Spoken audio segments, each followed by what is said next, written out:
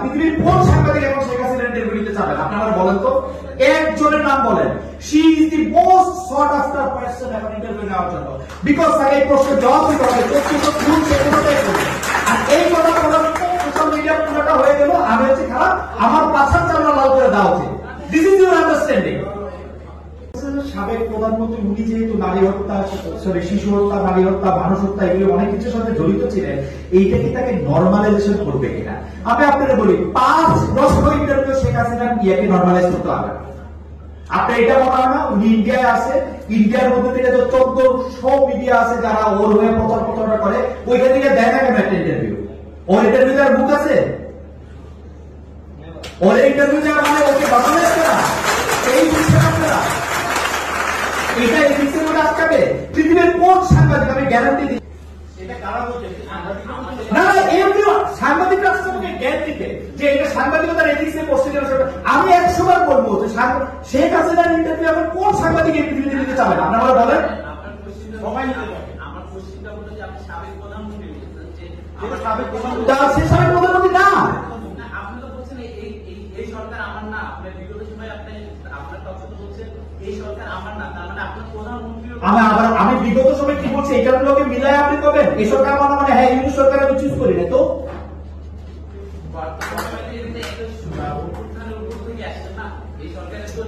আরে বাবা, প্রধানমন্ত্রী অভ্যুত্থান আমি এই সরকার নাম কইছি কারণ হচ্ছে ও গণতন্ত্রের মাধ্যমে আসে না, আমার ভোটের মাধ্যমে আসে না, দ্যাটস ওয়াই এই সরকার আমার না। তাই বলে আমি সরকারের আপনার আর্গুমেন্ট আমি বুঝতেছি না, মাইক দিয়ে কর।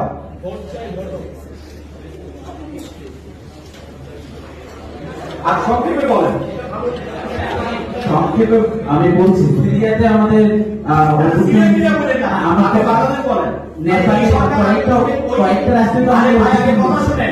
এই সরকার আমার কাছে বলছি অন্য অনুষ্ঠানে এইটার সাথে কালকে সাবেক প্রধানমন্ত্রী বলছে এটার সাথে কি সম্পর্ক? আজকে না ওই যে ঢাকা বিশ্ববিদ্যালয়ের সাবেক প্রধানমন্ত্রী বলছি, মানে কি বললেন একটু বুঝায়। আপনি যখন ওনাকে সাবেক প্রধানমন্ত্রী বলছেন, এখানে ওনার যে আবার ওনাকে প্যাসেজ তো বলছেন না, তখন বিষয়টা হচ্ছে যে খুবই সাবেক প্রধানমন্ত্রী না হলে এখন বাংলাদেশের রাষ্ট্রপতি কে? বাংলাদেশের এখন চুপ করে কার দ্বারা অ্যাপয়েন্টেড? বাংলাদেশের রাষ্ট্রপতি কার দ্বারা অ্যাপয়েন্টেড? ওনার দ্বারা এখন সাবেক প্রধানমন্ত্রী না হলে কেমনি করছেন এটা? আমি সাবেক প্রধানমন্ত্রী বলবো না, কি বলবো? স্বাভাবিকভাবে আসতো।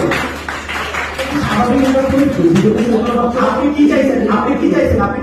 আমার কি বলা ছিল যে খুনি শেষ তাকে আপনার খুনি, আমার যে খুনি এটার বিচার করার দরকার কোর্টে। আমি এখন তো বললাম এবং আমি ওই যে 2 ঘন্টার আলোচনায় আমি অনেকবার এই প্রশ্নগুলি আসছে। আপনি একই সাথে অবৈধ ইলেকশনের কথা বলছেন, একই সাথে 1500 শহীদের কথা বলছেন, একই সাথে আপনি তাকে খুনি বলতে চাচ্ছেন না তৎকালীন সরকারকে। তৎকালীন সরকার আমি একবার রেফারেন্সে বলছি যে আমি সাবেক প্রধানমন্ত্রীকে ইন্টারভিউ করতে চাই, তাহলে আমাকে পুরো লাইন করতে হইল, তাই তো? আমি যদি না করি তাহলে কি হয়েছে? আমার বলেন, আমার আপনার খুনি বানাইছে, শেখ হাসিনা দোষ করেছে তো মনে হয়েছে কি করবো? আমার মনে হয় এই কথাগুলো যখন আমরা বলি, আনিস আলমগীর বিশিষ্ট সাংবাদিক গণমাধ্যম আরেকজনের প্রশ্ন বললেন না ভাই, আরেকজনের প্রশ্ন বললেন পুরো পয়েন্ট বলেন না, মানে কি সমস্যাটা কি হয়েছে? এগুলোকে নর্মালাইজ করে কি হবে? শেখ হাসিনা এসে বোঝা উঠবে।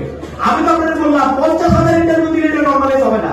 আরে ভাই, শেখ হাসিনা যখন ক্ষমতায় ছিল মাইকটা দেন না আপনি, এত ইলেকশন কেন ভাই? আপনি আমার কথা শুনেন, এদিকে শোনেন কথা শুনেন। আপনি মাইকটা দেন, অন্যদের প্রশ্ন করতে দেন। এই যে আমাদের টাকা শেখ হাসিনা যখন ক্ষমতায় ছিল প্রতিদিন 50টা এরকম ইন্টারভিউ উনি উৎপাদন করতেন, 50,000 বার দেখাইতে পারতেন। দেখায় কোনো নর্মালাইজেশন হয়েছে কিছু? আপনি মাইকটা দেন, অন্যকে প্রশ্ন করার সুযোগ দেন।